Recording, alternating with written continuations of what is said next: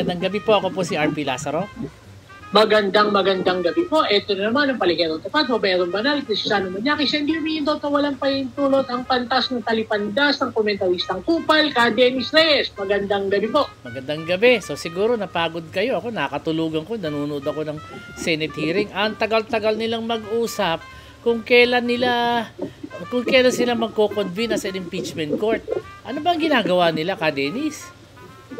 Sino doon? Lahat. Ganyan. There's simply two sides. Okay. One, yung the minority wants the impeachment court to convene. Okay. The DDS, ayaw nilang mag-convene. Natural. Diba? Gusto nga nilang i-dismiss eh. Okay? Pero, pumutok yung galit ng tao. Hindi na sila makahirit ngayon ng dismissal. Mm-hmm. Diba? Umani ng patikos. Si Baton saka si Robin. Diba? Yung mga traidor sa bayan, umani ng patikos. Sa totoo lang, nagsalita si Robin This kanina. Walang kakwenta-kwenta. Wasn't even part of the conversation. They ignored the guy. We don't even have to talk about it. Di ba? Ang napaka-stupido mo kung aasa kami matinong sasabihin. Oo nga eh. Diba? Such a waste of time. Sabi ko nga sa'yo eh, sayang ang aircon. Sayang ang aircon. Totoo yan. Well, again to kasi yan. Siyempre, ayaw nilang mag-convene. Pero remember, mas umani sila ng mas malupit na batikos ngayon kesa nung pinagtatanggol nila China. Oo nga. Di ba?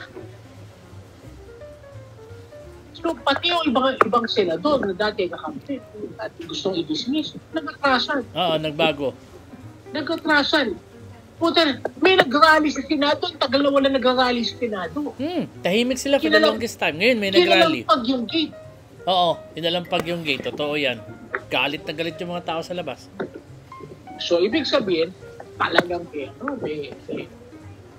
galit. Gusto talagang magkaroon ng impeachment. Kasi everybody wants to know. Oo. It is not that, di ba, bakit mo, regardless kung kakampi ka o hindi, let them form their own opinions. Ito lang gusto less marinig. Teka, ang sa akin lang naman, gusto ko lang maintindihan, bakit parang kumakampi si Cheese na sa DDS na wag ituloy ang hearing? Anong ginagawa niya? Hindi naman siya. Tingin ko dilatory tactics siya. Bakit? Because siyempre, if he wants to remain the Senate President, kailangan pa rin yung boto mo ngayon.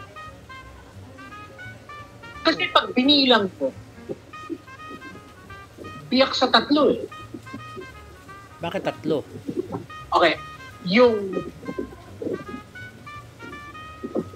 Yung mga veterano, nakit Soto. Oh, yeah. Yung mga PBS, posibleng nakit Cheese o posibleng nakit Magkuleta o kay Aimee. So far, wala pa silang napupusuan. Diba? Ang tanong, sino ang kabloke ni Cheese? Oo nga. Yun ang hindi ko naintindihan pa. Yung mga bata, yung mga bago. Oo. So kung makikita, si Soto kasi kahit pa paano meron niyang tinatawag na macho black. Bakit macho black? Yun yung bloke nila noon pa. Mga dati na magkakasama. Oo. Yung mga well, siyempre, alam natin, doon sa macho black, meron palang gagamit babae, pero yung kumbaga may ganun eh.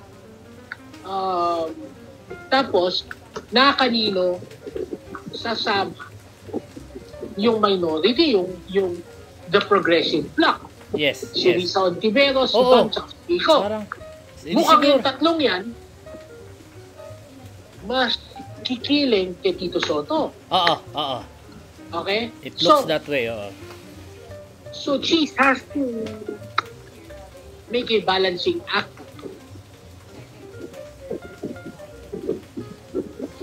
Diba? Oo. So, it's that. Pero ang epekto niyan is that nagagalit ang tao. Pansin mo, ang lumalabas ngayon sa usap-usapan is, in fact, meron ng move to go unicameral. Hindi naman siya federalismo. Meron na nagsisimulang ugong na i-abolish na lang ang Senado. Tapos, Kongreso na lang. Total, gano'n naman ang di ba? Ang tawag ng araw, assemblyman. Di ba? Gano'n ang mga tawag natin, MP. House of Reps na lang. Because you really cannot, because, well, I would tend to agree with that, seeing the quality of our Senate. I also agree with that. Pero noon, punta ako, against ako sa unicameral. Kasi, ang BICAM, yan talaga ang part ng checks and balances. Supposedly, pero yes. With what is happening right now, parang ang mas mabuting unicameral na lang. Parang mas maaasahan mo pa Kongreso these days eh. Yes. And ang kasunod kasabay ng unicameral. Satsa. Nako, teka. At this time, parang alanganin yata. Remember, a year ago or more, meron ng move ng CONAS, Constitutional Assembly. But that was Duterte's thing. No! Hindi! Move nila ng Romualdez yun. Ngayon, galit ang tao. Mas successful yan. Medyo hindi ko naisip. Lalo na pag nagsimula itong impeachment. At hinarang nila ng hinarang ang impeachment. Magagalit ang tao, papa-abolish na lang sila.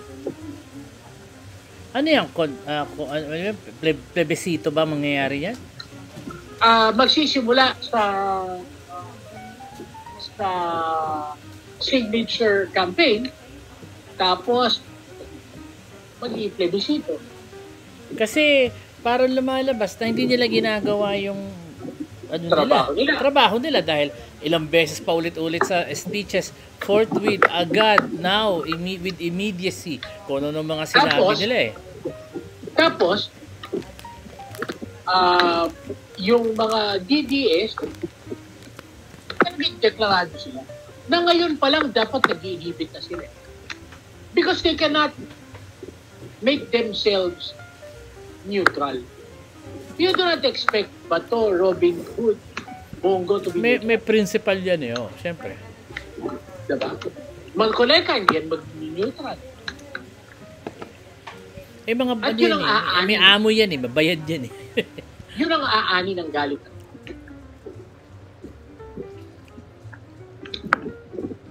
Interesting yung ginagawa nila. I think they're playing with fire. Of course.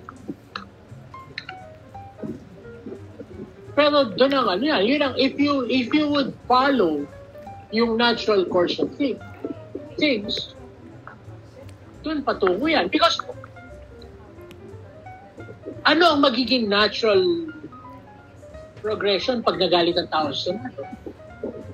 Di gulo. Kahit na mag-e-edge na yan, bakit? Presidente ba tatanggalin mo? Hindi naman. Vice diba? President lang, Hindi na Vice President. Chamber ang tatanggalin mo, hindi Vice President. Sandali lang. Hindi naman ang ini-impeach yung mga senador. Ini-impeach pa yung Vice President eh. Bakit chamber ang tatanggalin mo? Tatanggalin mo yung senador. Bakit? Sino ba ang balaki? Para ma-impeach mo o marinig man lang at reklamo sa Vice Presidente. Hindi ba? Pagkat naging unicameral, naging parliamentary, wala ka na rin Vice Presidente. Diba? Pag naging unicameral, wala kang Vice Presidente? Natural. Ganun ba yun? Prime Minister eh. Okay? Ang unicameral, ang parliamentary has a president and a prime minister. Oo nga pala. Prime Minister is the head of government, the president is the head of state. Parang France. Yes. Ang presidente, ceremonial. Ang nagpapatakbo ng gobyerno, Prime Minister. At walang Vice President. So, puro mga MPs. Oo nga. Puro mga members of parliament. So, acting as part of the cabinet. So, assuming na ganyan. Diba? So, walang Vice President. Okay. Tapos ako rin. Assuming na mangyayari ang ganyan, papunta sa ganyan. So, sige. Then that also means that Bongbong is going to have another set of 6 years. No. No? No. New government, new term. Di ba ganun yun? No. Okay. Tatapusin muna yung term niya. Kasi kailangan meron niya mechanism. Okay. Tapos, saka magkakaroon ng bagong magka-transition to a new government. After his term. Yeah. Pag nagkaroon ng new government, kailangan maging member of parliament ka muna. Pag member of parliament ka, saka ka pwedeng tumakbo maging PM. Which is an entirely different ball game. Oo nga. Diba? Oo. Palakasan. Ang malupit doon, napakahirap makakuha ng supermajority. With a unicameral house. Yes, kasi with the parliamentary system kasi, okay, you could choose between a two-party or multi-party system. Okay. Tapos, parang party list. Hindi ka pwedeng umalis ng party. Pagka tumakbo ka, nanalo ka under one party, you remain with that party. For life. Not for life, for the duration of your term. Third term. If you resign from that party, tanggal ka rin sa pwesto. Because it is actually the party who's being elected. Not you. Not you. Okay, that makes sense. Okay. Okay? So, ibig sabihin, mas mahirap ngayong maging Prime Minister. Kasi bloke-bloke ngayon ang eleksyon eh. Napaisip Tapos, ako. yung katulad nung gano'n, yung election for Prime Minister, tangina wala kang kung ikaw ay member ng isang partido, wala kang discretion. You vote with the party. Because party stand. Okay. So kung ako yung tatakbong PM, ang kailangan ligawan ko yung partido. So bloke-bloke talaga. So in fact, mas mahirap manalo as Prime Minister. So parang totoong representative democracy pala yung sistema na yun. Yes. However, it takes some getting used. Oo, kasi hindi ganun ang sistema natin eh. Yes. Pero yun ang original government system. Yeah, panahon ni Marcos. Hindi. Huh? The Malolos Convention instituted the parliamentary government. Ayan ang hindi ko alam. It is only under the Tidings McDuffie law and the 1935 Constitution that we became a presidential. Oh. Okay. Panahon ng Amerikano. Yes. But originally, parliamentary system tayo. I didn't know the Malolos Convention is parliamentary. Parliamentary yun.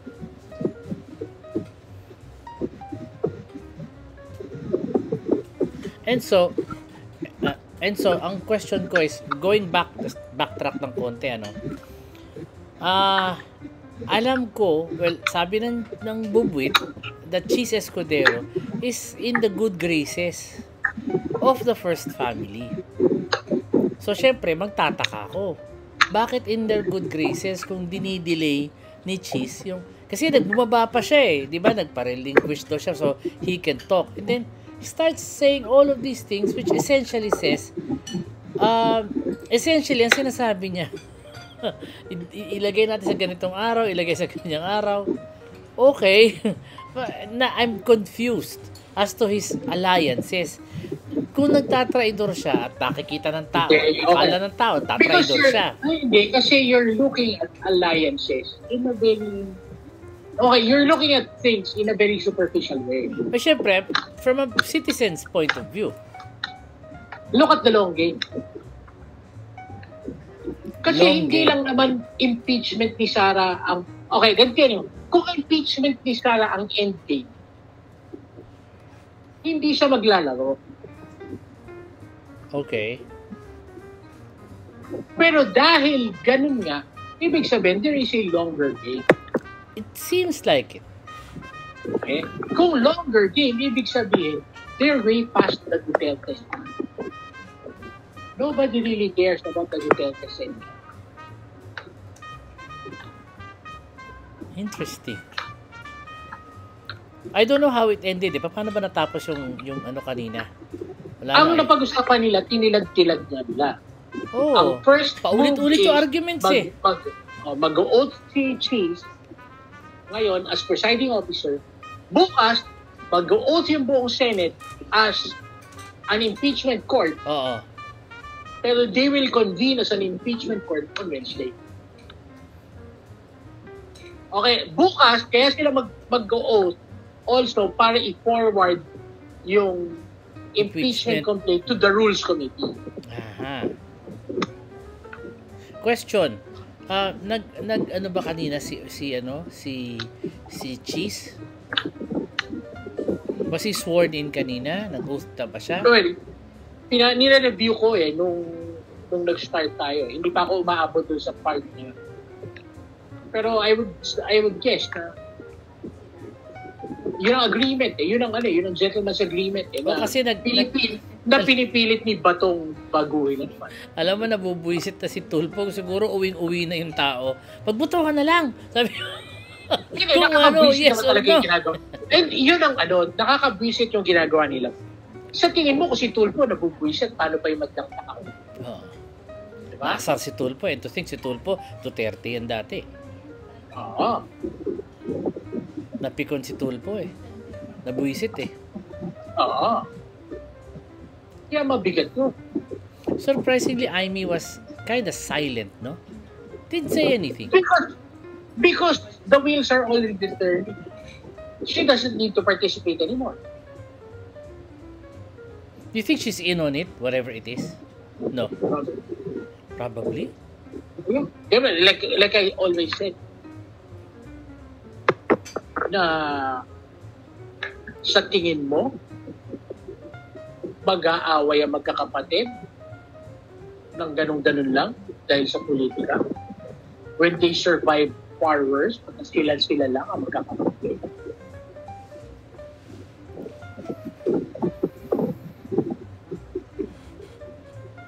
You know this hearing, it produces more questions than answers for a citizen watching it.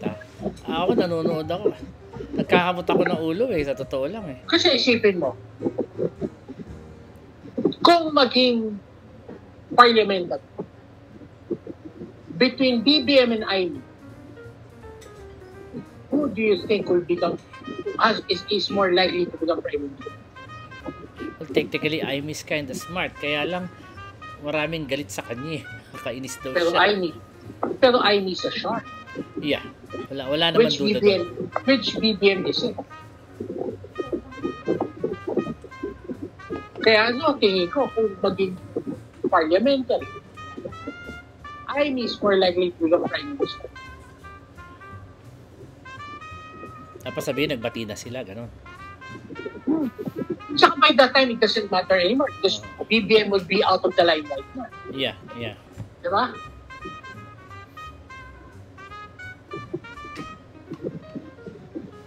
I'm just having ako una hindi ko alam kung ano ba nangyari, kung are they going to convene. Hindi natin sinasabing ganito. Ang sinasabi natin is ako ito tingin ko. Oo nga. Hindi, ang nasa isip ko is hindi ko alam kung if they're convening as an impeachment court or not, because if they don't, talagang there's hell to pay. Magagalit talaga tao. And which is probably the reason Bakit mo gagalitin ang tao kung hindi kailangan? Siya ibig sabihin, gumagalit. Diba? Ginagalit talaga ang tao. Oo. Diba? Kung ginagalit talaga ang tao, bakit? You have to ask these questions. And these are the questions that have been hounding me. Bakit nila binubuwisit ang mga tao? Bakit sila paikot-ikot mag-argue? Well, sino ang paikot-ikot mag-argue? Yung mga senador. They keep nag-speech si Pimentel, nag-speech si Ontiveros. They're essentially saying the same thing. Yes, kasi nga, sinasagot nila yung concerns ng nila Bato. Bakit? Pag sinasagot nila, sa tingin mo, nagagalit sa kanila tao. Hindi, di ba? Kanina nagalit ang tao.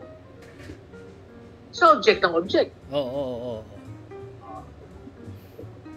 Eh, 80%? 87% ba? 81%? Ang alin? Gusto matuloy yung impeachment. Oo. Gusto nila matuloy. Ang dami na. Universities na and everybody else is saying na ituloy nyo na yan, naiinip na tao. Talagang very vocal ang mga tao about it. Pagka galit na galit na tao, may nagsabi niya, let's just abolish the Senate. Nako. Buwisit na Senado yan, no? Tapos magparali. Senado, abolish the Senate.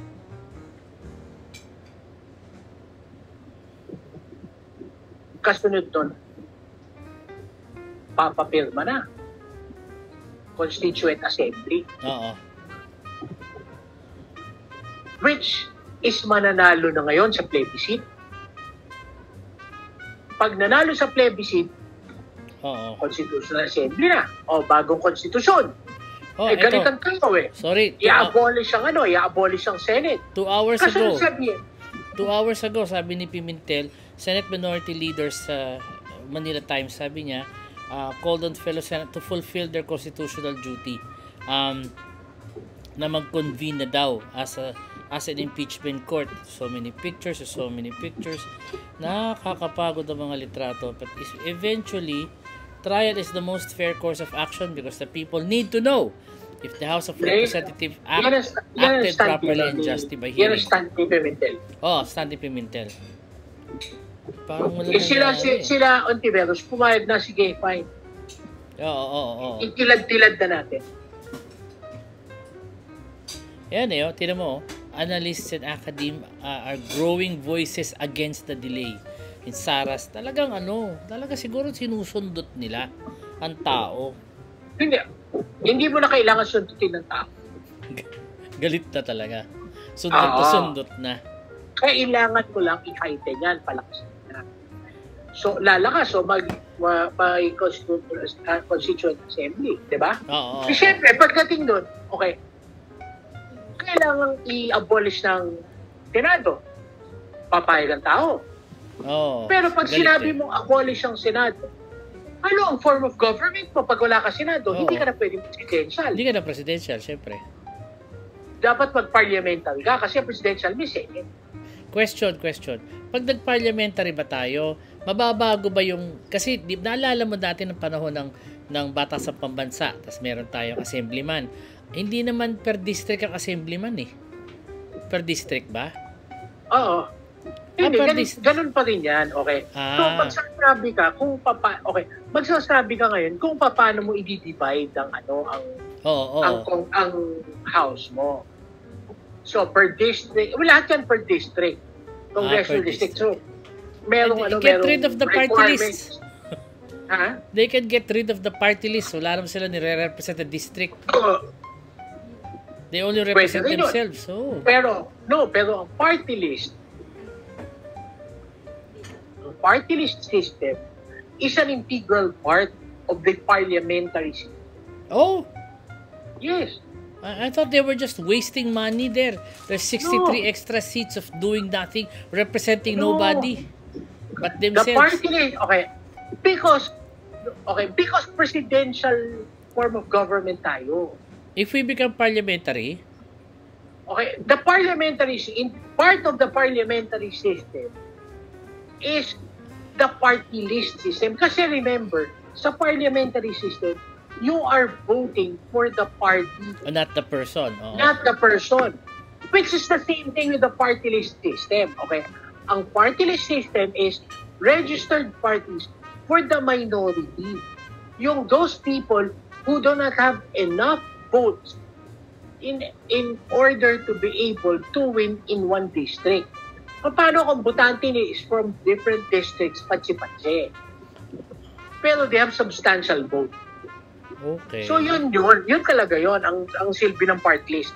Para may mga minority parties, really, really minor parties, that would have enough votes pag pinagsama-sama mo yung from different municipalities, different districts, they would have enough votes to form a representation. Okay. So, pagka gano'n ang ginawa mo, then magiging stricto na ngayon that each party has to represent a party. Mm-hmm. Okay. Okay, doon na ngayon magiging mahigpit ang rules. Because if you're going to be representing a sector, you have to be a member of that sector. Because ang original idea ng party list is, para yan sa walang pera, walang resources to win in a district. Mm-hmm. So, pag nagkaroon ka ng matinong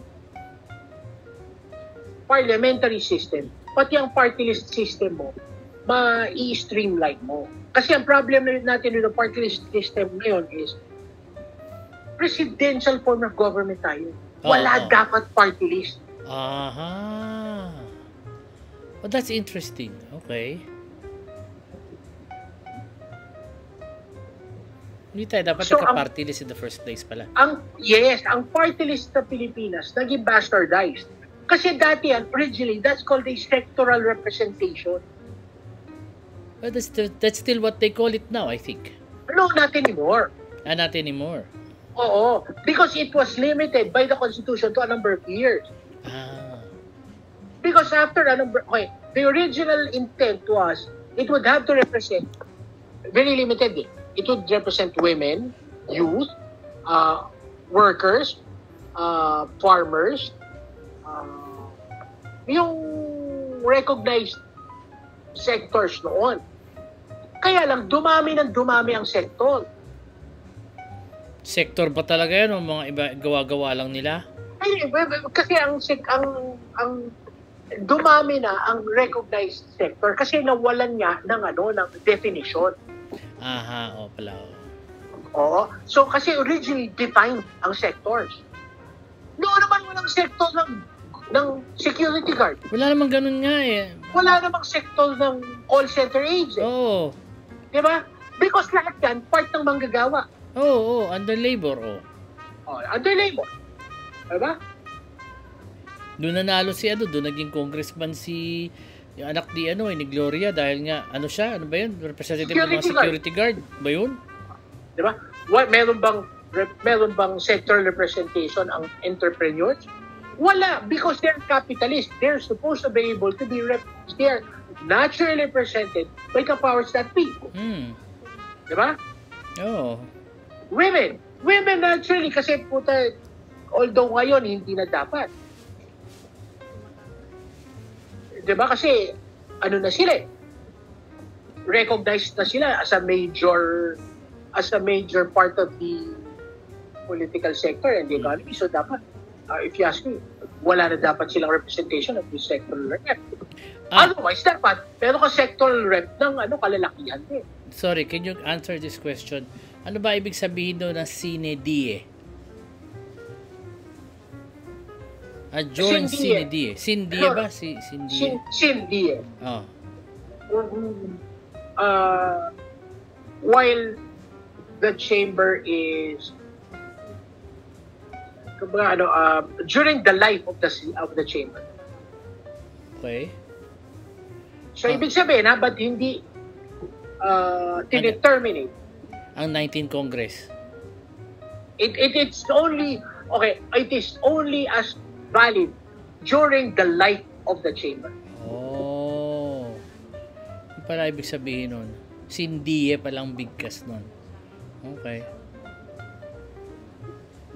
Hanggat buhay ang 19th Congress. Kaya lang, sabi ni Zubiri kanina, he doubts if this can transfer over to the 20th Congress. Tama ba siya? Yun ang debate. Okay. Pero Debate like what Adolf Ascuna said, siya yung constitutionalist. Yung former Chief Justice. Naging Justice. Because it is naging just. Because it is not, okay, ang sindiye would only refer to Congress's legislative functions. Since impeachment is a constituent function, ibig sabihin, it is a power granted by the people in order to try a controversy. It can cross over. Hindi siya part ng hindi siya sindiye. Hindi siya valid only until the life of the 19th, but it can cross over to the 20th pag nag-session ulit. Until the process is terminated. Because ang point doon is, once it is constituted, it can only be terminated by a vote. Okay. Magandang binanggit niyan. Because yan ang magiging basis ngayon ng mga DDS. Which, Since hindi na kayo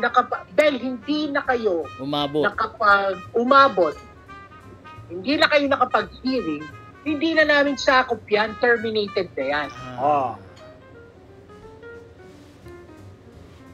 Diba? Yun ang plano nila.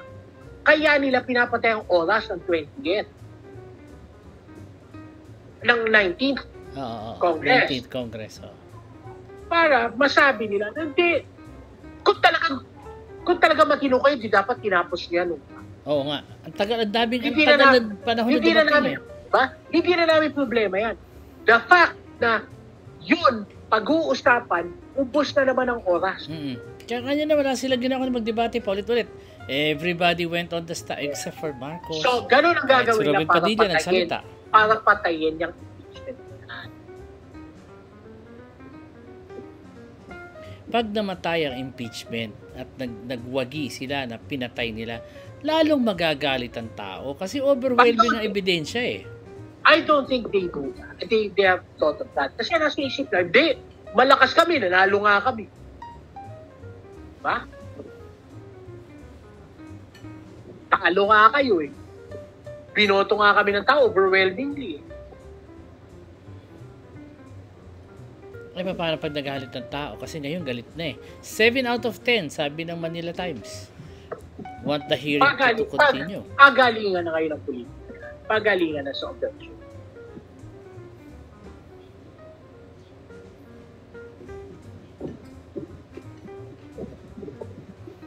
Interesting.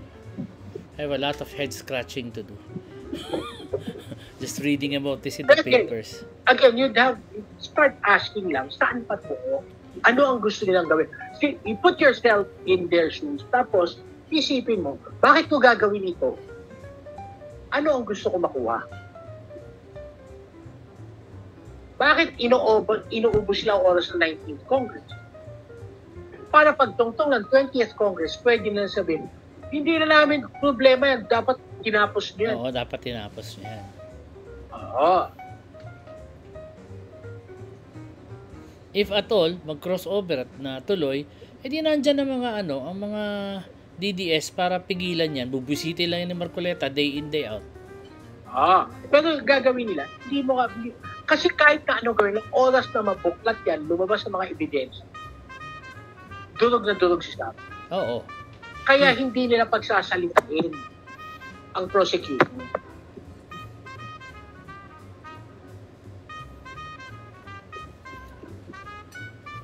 Ayan ang ginagawa nila. Okay. Yeah. So in the meantime, nagagalit ang tao. Nape-pressure cooker ang galit ng tao. Kasi remember, pwede na ipagyabang, punta, meron kami iglesia ni Cristo. Ang konti na Iglesia ni Cristo para ipagyabang. Kahit na, pero ang Iglesia ni Cristo kaya lumabas. Bagay, sa tawag lang ng gusto nila. Lalabas sa kalsada yan, para manggugulo yan, oo. Diba? Madaling immobilize ang Iglesia ni Cristo. Isang sabi lang ng boss nila. Well, seems like they were at an impasse kanina. Parang wala namang na-achieve. Walang natapos. Wala talaga matatapos yan. Like I said, diba? Nag-file pa ng resolution si Robert Padilla. Kaya nga post to sa Facebook eh. The impeachment is dead. It's not going anywhere. Tapos na yan. Wala na mangyayari dyan. Tagaan nyo sa bato, it's dead. Baka lang hindi. Baka lang mabuhay pa. Ako umaasa ako. May 2 araw pa. Baka may mangyari pa. By some miracle. Baka pa lang. Wala na yan. It's dead.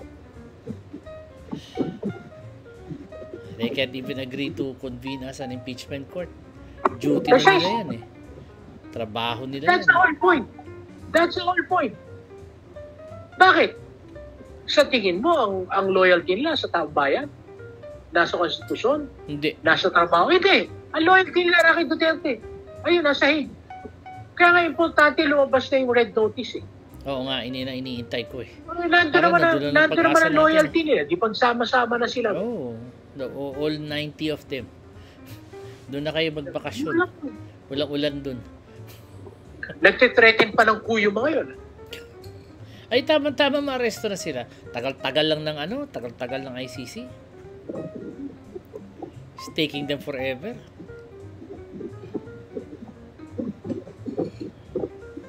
Well, si Tebes na pauwi na. Baka naman nila baka mapa-arresto na. Mapapauwi rin natin si Harry Roque.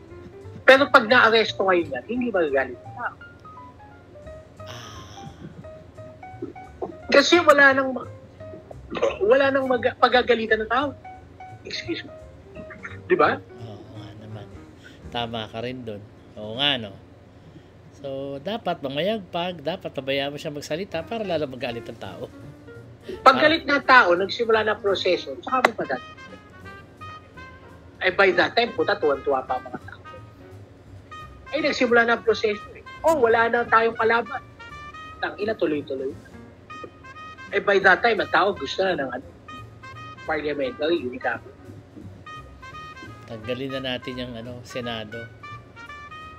It actually makes sense. It's just another bunch of guys getting more money than the guys from Congress. So at least pag nawala sila, bawas yun sa mga kumukuha sa kaban ng bayan. That's me. Well, that's one of the reasons. Just you having a unicameral parliamentary actually streamlines the government. Yeah, I would agree. Parang the French parliamentary, unicameral yun. Oh, may presidente, may Prime Minister, pero wala silang House of Lords. Wala, Brito naman yun, iba naman ang sistema. Kasi may monarch sila, so iba naman yun. Brito ng ang bicameral. Most of the parliamentary systems in the world are unicameral.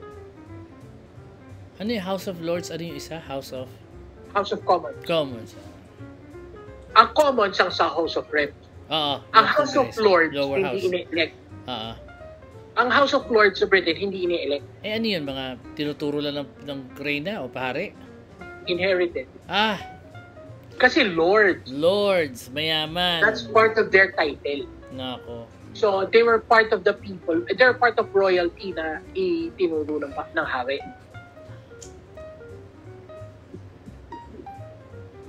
But Thailand has a monarchy pero hindi sila ganyan, di ba? Wala silang second, unicameral lang din sila, di ba? Pero sa kanila may power ang king. Oo, pag sinabi ng hari, tumigil kayo lahat, titigil kayo lahat. Last resort nila yun eh. And like every other constitutional monarch, na ang king head of state lang. Sa Thailand, ang king has power. Kasi pag nagkukudita sila, pagbaba ng hari, tigil kayo lahat. Ang hilig-hilig nila magkudita, dapat sa time na linggo-linggo ata nagkukudita sa Thailand. Pero for some reason, the tourism was still there. Tourists are still there. Di naman naapektuhan. Buti pa sila. Sexual tourism sila. Oo nga. Amoral kasi mga yung mga Buddhists eh. Anyways, o yan, tapos na yung ating kalahating oras. Medyo a little over pa, pero interesting to, no? Pare-pareho tayo magkakamot ng ulo pag nanood tayo ulit bukas. I hate to watch it, but I need to know what's going to happen. Pupusta ka ba na ako naniniwala ako, the impeachment may not be dead after all. May dalawang araw pa. Yeah, and it's dead. Baka pa lang.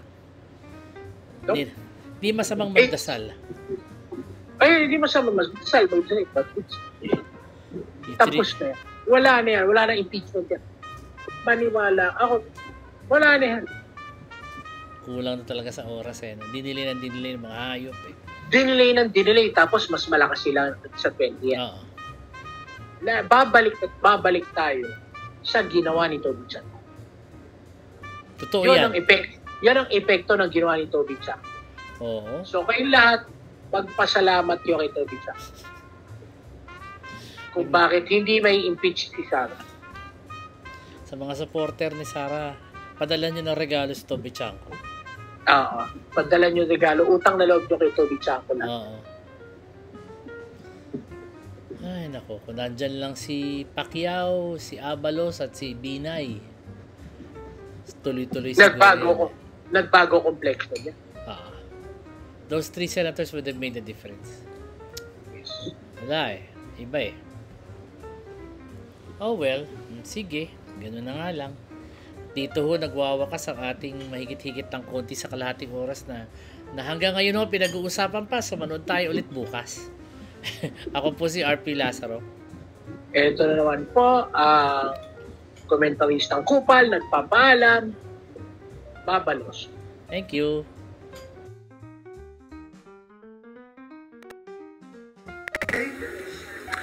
I, Francis Cheese G. Escudero, solemnly swear that in all things appertaining to the trial of the impeachment of Vice President Sara Zimmerman